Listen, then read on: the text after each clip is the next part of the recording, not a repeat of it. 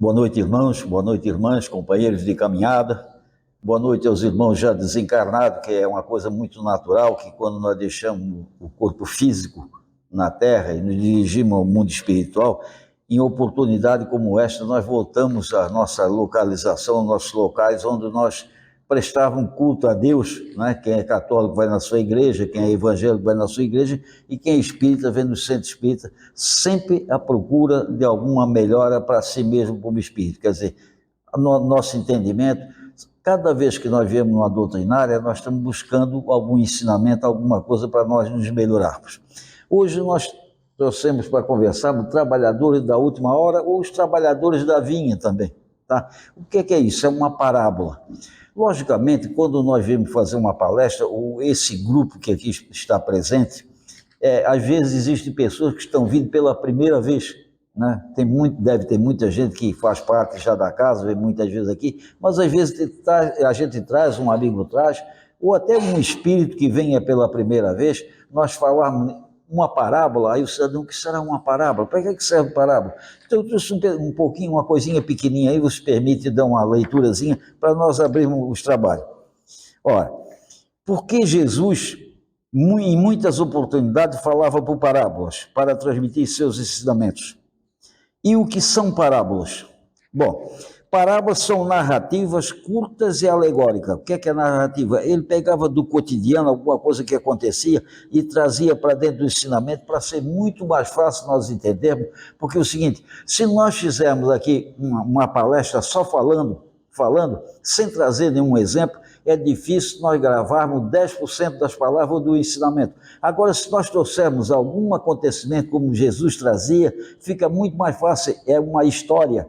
Hoje é uma história. Até 1943 era história. Antigamente existia história com H e história com E. História com H era algo que aconteceu, né? Uma passagem que se contava para o futuro, que se registrava para o futuro. História era a criação de alguma coisa, a gente criava um fato para explicar alguma coisa. Jesus criava um fato como ele criou, o óbolo da viúva. Ele quis mostrar o seguinte, que quando você dá uma esmola, não precisa ser uma importância vultuosa, pode ser pouco, mas tem que se dar com o coração, com vontade, com disposição. Então, o óbolo da viúva é isso, todos botavam importância vultuosa, ela foi lá e botou 2 moedinhas. Os apóstolos olhavam assim para o mestre, deve ter pensado assim, só isso? Ele disse assim, a oferta dela, à vista de Deus, é muito superior a deles. Por quê? Porque eles deram um pouco do que lhes sobrava, ela deu tudo o que tinha. Então, não é o valor. Claro, essa casa aqui, se vier um cidadão der R$1.000 para fazer uma reforma e vir um cidadão der R$100.000, e de R$100.000 vai fazer muito mais efeito, porque as coisas custam caro e são coisas materiais, mas nós estamos falando à vista de Deus, né, no plano espiritual. E também do cotidiano como pastores, né, sementes e moedas, ele criava isso. Então, semente, ele criou a parábola da semeadura lá, que semeou na beira da estrada, semeou debaixo dos pinheiros, semeou num lugar pedregoso, semeou em terra fértil, onde botava uma semente, dava 100 sementes por uma. E também sobre moedas. Moeda é a coisa. Pastor, ele falou sobre a parábola da ovelha perdida. O que é a parábola? Ele quis ver só com uma história que ele criou, ele quis mostrar para nós o seguinte, um pastor ia pastoreando 100 ovelhas. Uma daquela olhou para o lado e viu uma graminha mais verde, mais apetitosa, largou as companheiras e foi para cá. E elas continuaram no caminho. Quando ela se viu perdida, ela começou, botou a chamar as outras companheiras. Ele, ouvindo, botou as 99 ovelhas no lugar seguro e foi atrás daquela, pegou e botou junto com o rebanho. O que é que ele quis dizer com isso? Que muitos de nós, muitas vezes, deixamos a estrada correta da vida por um divertimento, qualquer coisa, ou por uma oferta de dinheiro, tornamos-nos desonestos e perdemos a oportunidade de estar caminhando em direção à elevação. Por quê? Porque olhamos uma graminha mais verde, mais apetitosa. Era isso que ele quis dizer. Bom, Jesus se utilizava para facilitar a compreensão e memorização daquilo que ele estava pregando, pois as histórias criavam imagens mentais que tornavam a lição mais fácil e de lembrar que os discursos abstratos. As parábolas tinham por propósito duplo: revelar a verdade aos discípulos e àqueles de corações abertos, enquanto ocultava o entendimento dos orgulhosos e daqueles que eram incrédulos ou de corações endurecidos. E ainda, em resumo, parábolas que eram apenas histórias, não eram apenas história bonita, mas um método de ensino criado por Jesus. Então, foi um método que ele achou de penetrar na mente de cada cidadão. Hoje é fácil penetrar, porque todo mundo que tem aqui tem estudo, tem cultura, né? Foi à escola, mas naquela época não era tão fácil, né? Era difícil. Bom, os cidadãos, os estudiosos dedicados, cidadão que estuda as parábolas, eles muitas vezes disseram que algumas parábolas de Jesus são de difícil, pelo menos controvertido ensinamento, que era difícil de compreender naquela época. Hoje é mais fácil, mas ainda tem alguma dificuldade, tá? Mas por que elas são de difícil entendimento? É porque nós muitas vezes analisamos à luz da materialidade. Essa é um caso da luz da materialidade. Vejam bem, Jesus nos diz que um senhor, pai de família, saiu de madrugada, ao alvorecer de madrugada, porque lá a hora é mais ou menos diferente da nossa aqui, de madrugada para nós seria 3, 4 horas da manhã. Ele lá para eles era 6 horas quando começava a contar a primeira hora, né? Às 9 horas a terceira hora, ao meio-dia era a sexta hora, 3 horas era 9 horas, era 3 horas da tarde era 9ª hora, e ele contratou em 5 oportunidades. Ele foi cedo, contratou uma equipe e disse que lhes pagava um denário. O que era um denário? Um denário era um dinheiro do Império Romano cunhado em prata e que equivalia à remuneração do cidadão que trabalhava no campo por dia, porque eles eram diaristas, né? Então eles davam um denário. O denário seria hoje, em tese, né? Um 30avo do salário mínimo, seria mais ou menos R$54, mais ou menos, não é que era 54, mais ou menos em tese, era um 30avo, eles trabalhavam por dia e ganhavam um denário. Para a segunda turma, que ele foi contratar às 9 horas, e a terceira turma que ele contratou ao meio-dia, e a quarta turma que ele contratou às 3 horas da tarde, ele não disse que dava um denário, ele disse que ia pagar o que ele achasse justo.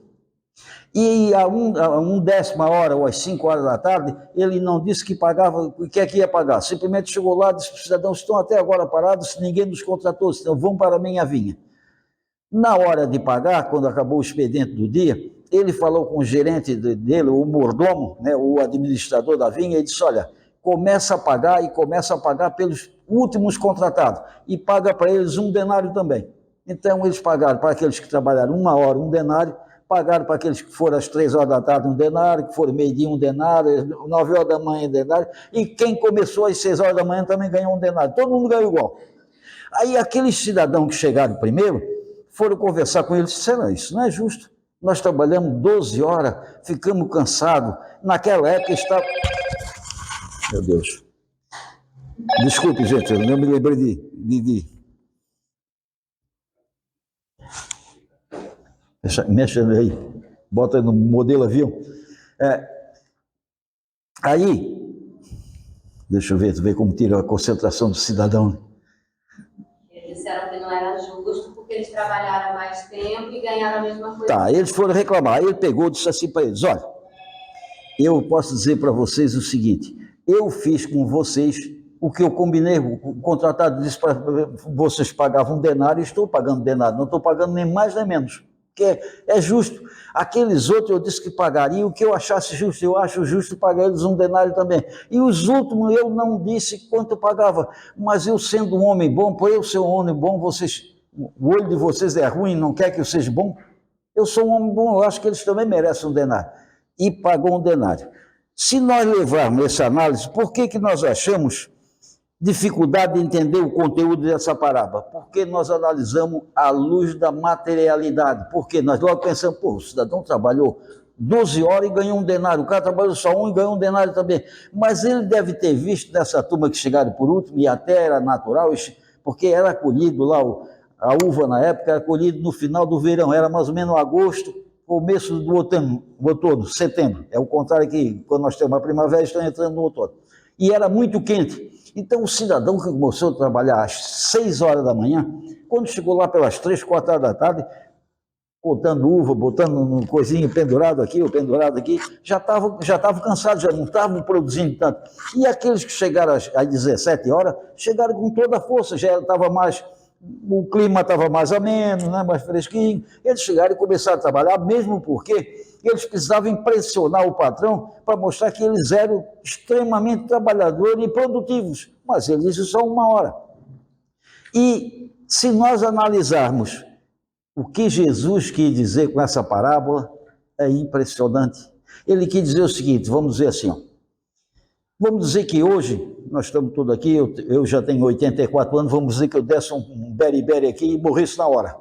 Tá? E tivesse alguém aí que tem 30 anos, também morresse, levou um susto e morreu. Nós dois vamos para o mundo espiritual. Quando chegamos lá, o cidadão é recebido com pompas, espírito de luz foram receberam, e eu fui recebido assim, não com pompa, mas um espírito menos evoluído.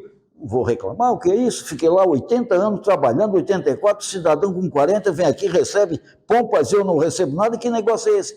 Ele vai dizer, o problema é o seguinte, ele ficou 40 anos, a partir dos 20 ele começou a fazer caridade. E qual foi a caridade que você fez? Ah, eu não fiz nada. Pois é, você é um mercenário, você só pensava em si. Você pegava o dinheiro e botava tudo no seu cofre. O seu cofre ficou cheio, que não deu para trazer. Então, veja bem, o que é que ele quis dizer? O plano material é a parreira de uva de Jesus. Aqui nós viemos para colher a uva. Não, ele disse o seguinte, não é pelo tempo de permanência no canteiro de obra, é pela sua produção. Então, veja bem, os últimos receberam pela produção, não pela permanência no canteiro de obra, quer dizer, na vinha, trabalhando. É a mesma coisa, nós podemos ter um cidadão aqui que está 100 anos de vida e é recebido de modo muito simples, né? E podemos ter um cidadão com 20 ou 30 anos que desencarna ou morre. Eu prefiro o termo morrer, porque desencarnar é difícil, que não é... Desencarnar é difícil, porque desencarnar não é só deixar o corpo físico, deixar a carne, não. Desencarnar é você largar todos os seus compromissos que você tem aqui na Terra, né? Não fazer como o André Luiz fez quando veio aqui na Terra, que tinha um cidadão deitado na cama dele. Quem é aquele cara? Um novo marido da tua mulher. Como? A mulher é minha, como é que ele está aí? Quer dizer, isso não é desencarnar, nós não desencarnamos. Desencarnar é você entender, um dos fatores é deixar o corpo físico, mas outro fator também é saber o seguinte, os nossos filhos vão fazer o inventário, vão vender a casa, vender o apartamento, vender o carro, vender o que tiver, porque não é propriedade nossa. Nós temos que saber o seguinte, nós estamos aqui com a possibilidade de usar e usufruir aquilo que Deus nos concedeu pelo nosso merecimento, pela nossa luta, né? Para que pudéssemos desenvolver nossas atividades. Só tem um detalhe, vai chegar uma época, ninguém fica para sempre, vai chegar uma época que todos nós temos que voltar à nossa casa maior. E quando voltar à nossa casa maior, o que é que nós vamos apresentar lá? Como aquilo que nós fizemos na terra, que produzimos, é o que nós fizemos na vinha do Senhor. O que é que nós fizemos aqui? Nós demos alguma esmola? Nós fizemos alguma coisa de bom? Ou não fizemos nada? Lá no Evangelho de João, 10 e 12, ele fala, na Bíblia, ele fala no mercenário. O mercenário é um cidadão que não se preocupa com a qualidade do trabalho, ele quer saber a remuneração. Então ele diz o seguinte, o mercenário, porque quando o cidadão, um pastor, e na época de Jesus tinha muito pastor, de ovelha, de gado, né, de cabras e cabritos, eram os pastores. O que é que o pastor ganhava? Ganhava uma remuneração para cuidar desse rebanho. Então tinha que fazer o seguinte, durante a noite tinha que recolher no redil para os lobos não comerem. E durante o dia tem que ficar olhando, ver se não tinha um lobo por perto, espantar o lobo ou tirar as ovelhas de perto do lobo. Mas o mercenário não fazia isso. Quando ele via um lobo, ele corria para casa e deixava suas ovelhas a seu destino.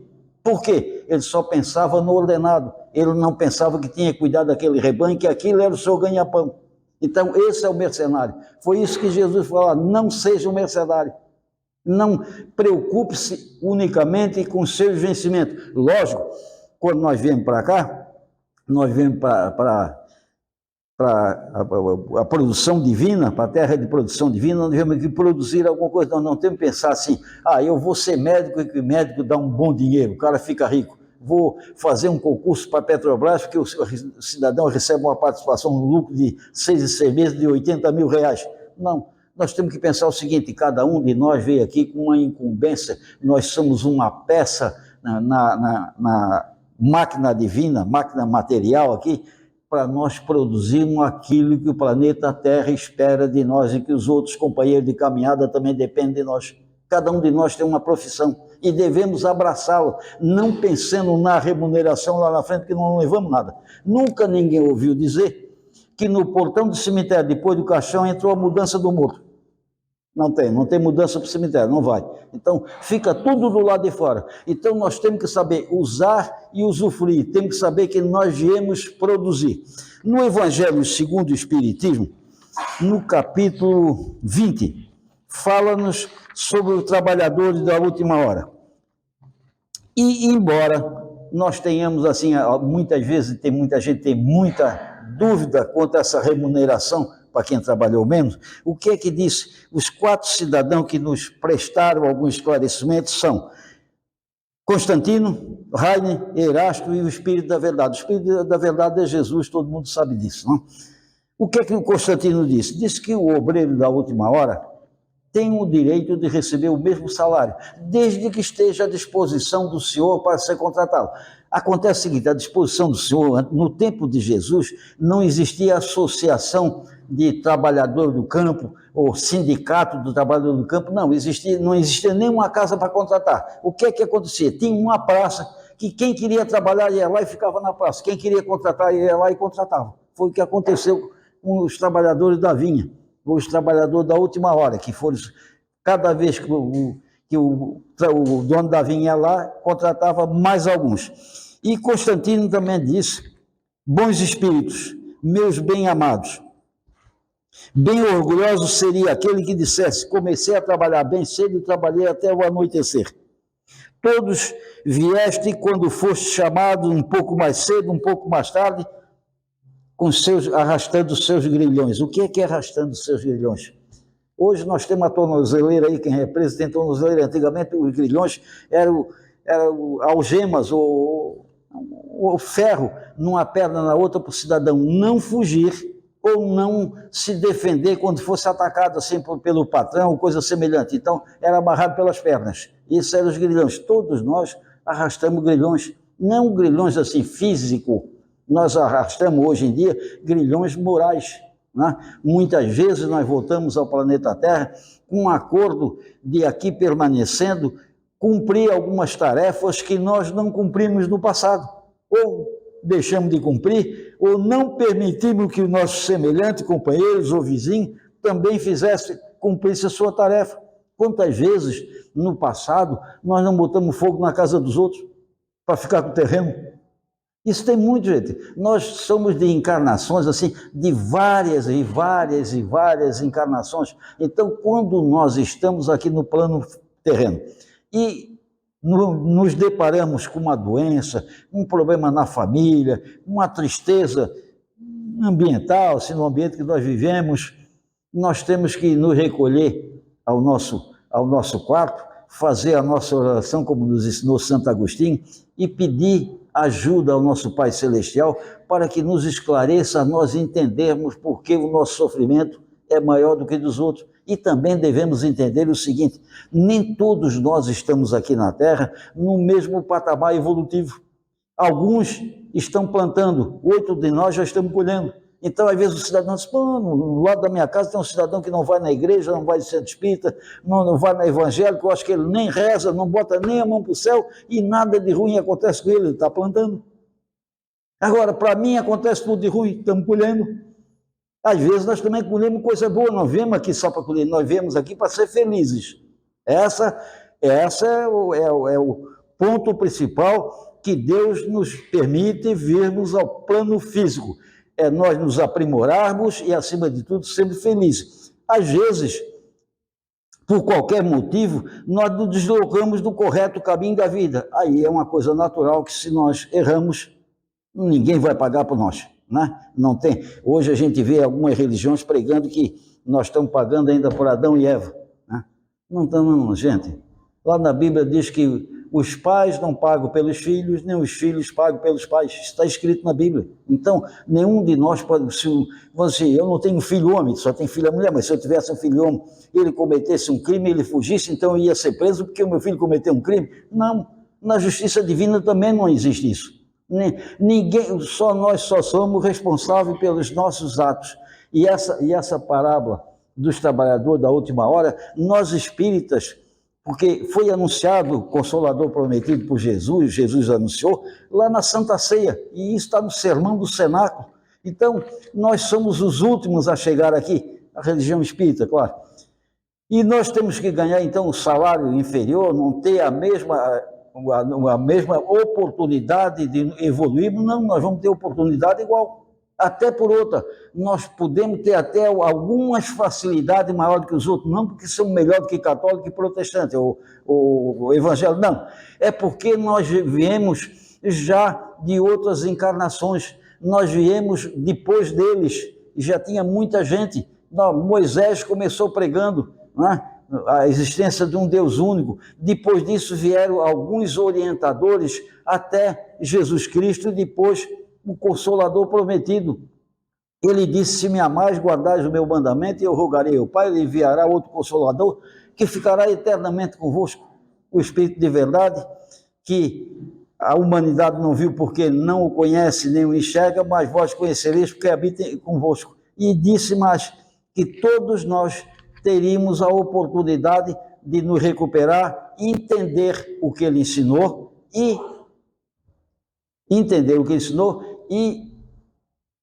receber novas informações a respeito da evolução espiritual, do nosso preparo, da nossa caminhada evolutiva, porque nem todos nós, vejo bem, nós temos no século XXI, ainda tem muita gente que não acredita na reencarnação, né? Não acredita no progresso dos espíritos, na progressão do espírito, não acredita na progressão dos mundos habitados, não acredita que nessa imensidão divina tem outros mundos habitados. Acho que só a Terra teve o privilégio. Quer dizer, aí se Deus só desse o privilégio para a Terra de nós habitarmos, onde é que estaria a justiça divina? Se não tiver a reencarnação, eu pergunto aos senhores, tem criança que nasce cego, aí eles podem dizer, mas é um defeito, o problema da família, às vezes tem 4, 5 filhos, um nasce cego, o resto tudo perfeito. Onde é que está a justiça divina?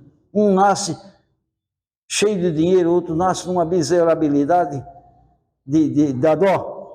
A justiça divina não falha. Todos nós estamos nessa vinha, todos nós estamos preparados para colher para o Senhor, e nós vamos apresentar o resultado da nossa colheita, ou da nossa plantação, que nós também plantamos, né? Quando nós chegar no mundo espiritual. E aí nós vamos ver como é que ficou a nossa situação, nós vamos apresentar o resultado, porque nós hoje, o Espírito, nós como Espírito, nós sabemos o que nós combinamos, a hora de voltar, né? O tempo que nós vamos, tudo o Espírito sabe disso. Tá? Nós, fisicamente, não sabemos. Então, quando nós chegarmos no mundo espiritual, nós vamos ver tudo aquilo que nós convencionamos, quer dizer, acertamos de praticar. Uma vez eu falando com um cidadão que participou de uma mesa mediúnica, né?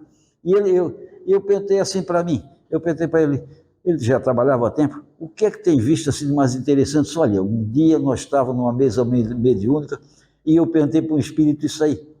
O que é que mais impressionava ele? Ele disse assim, olha, o que mais me impressiona é o cidadão se comprometer na hora de reencarnar e na hora de voltar não ter feito nem 10%. Foi o que o Chico Xavier disse, quando perguntaram para o Chico, se o Chico completou tudo que o senhor tinha acertado. Disse, não, meu filho, eu não fiz nem 10%. Olha, se o Chico não fez 10%, imagine nós,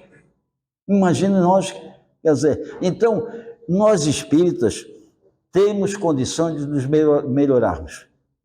Olha, hoje nós não somos aquele cidadão que é ateu, nem somos agnósticos, tá? Depois eu explico o que é agnóstico. Nós somos cidadãos que acreditamos na evolução, acreditamos na vida após o túmulo, acreditamos que nós vamos retornar temos certeza absoluta da nossa evolução, sabemos por que é composta cada família, tudo isso nós temos. Por que nós temos essa orientação? Porque já veio gente anterior a nós explicando, orientando, por isso nós espíritos temos mais facilidade. Nós somos os trabalhadores da última hora, somos melhor do que os outros? Não somos. Nós viemos na hora exata, quando nós estávamos preparados, e voltaremos tantas oportunidades quanto for necessário para complementar os nossos trabalhos. Agora, falando sobre ateu, eu sou um cidadão que não acredito que o cidadão é ateu, não acredito que um cara não possa acreditar em Deus. Por quê? Eu sempre digo o seguinte, o pessoal mais velho aí que teve carro, pessoal de cabelo branco, né? E até aqueles que não têm cabelo também, mas já tem uma idade. Talvez não a minha, mas já tem.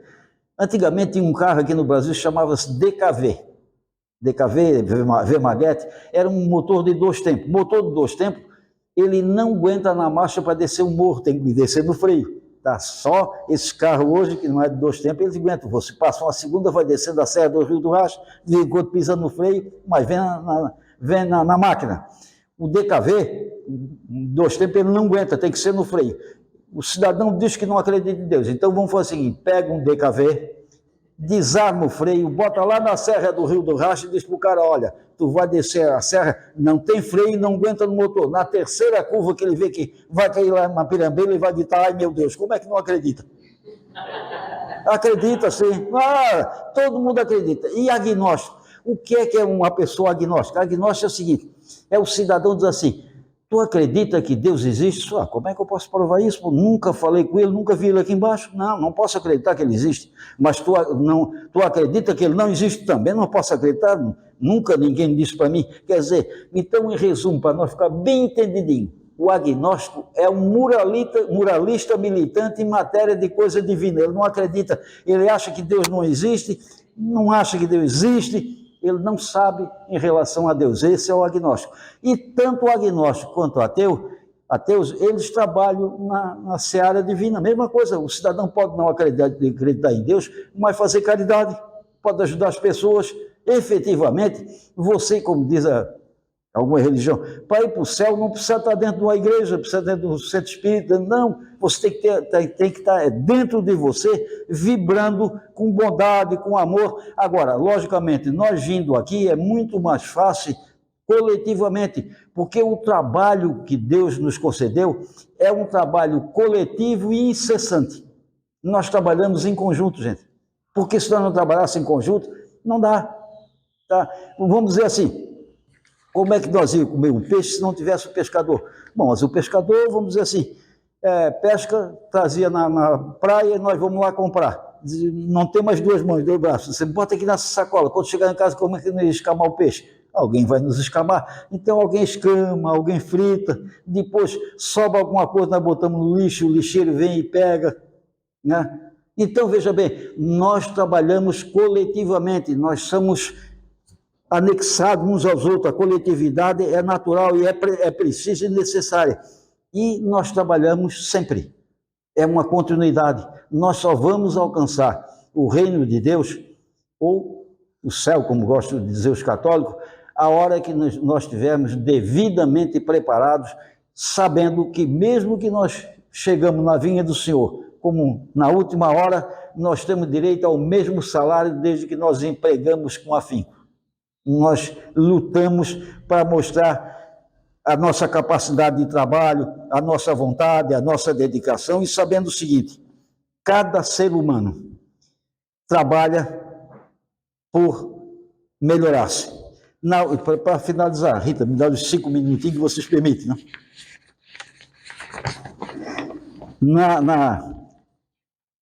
Deixa eu ver aqui, vamos ver. Nas 3 últimas perguntas aqui, na 674, 675, veja bem, lá no Livro dos Espíritos, no terceiro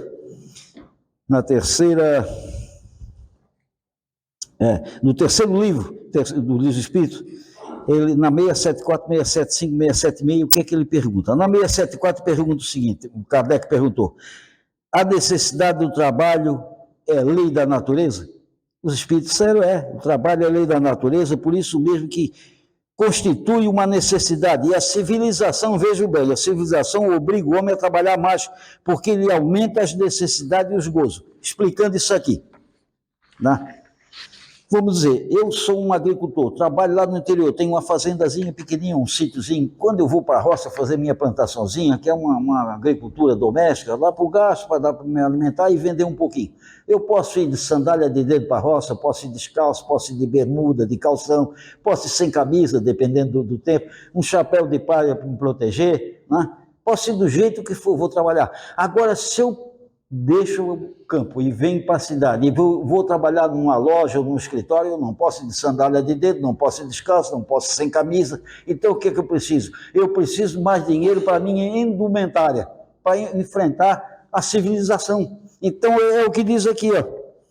A civilização obriga o homem a trabalhar mais, porque ele aumenta as necessidades e os gozos. Claro, tem que trabalhar mais para ganhar mais, ou pegar um emprego que tem um bom salário, porque nós temos que ganhar para ter roupas adequadas ao ambiente que nós vamos trabalhar. Nós vamos ter filhos. Os filhos, às vezes, querem ir no jardim, ou num lugar qualquer, assim, que às vezes tem pipoca para vender, né, tem picolé quando é no verão, e as outras crianças estão se deliciando com aquilo.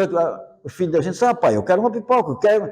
Nós temos que ter um dinheirinho para ter. Então, isso é que a civilização nos obriga a trabalhar mais para ter o conforto daquele local onde nós estamos habitando. A 675, ele pergunta o seguinte: por trabalho só se deve entender as ocupações materiais? Os espíritos disseram que não.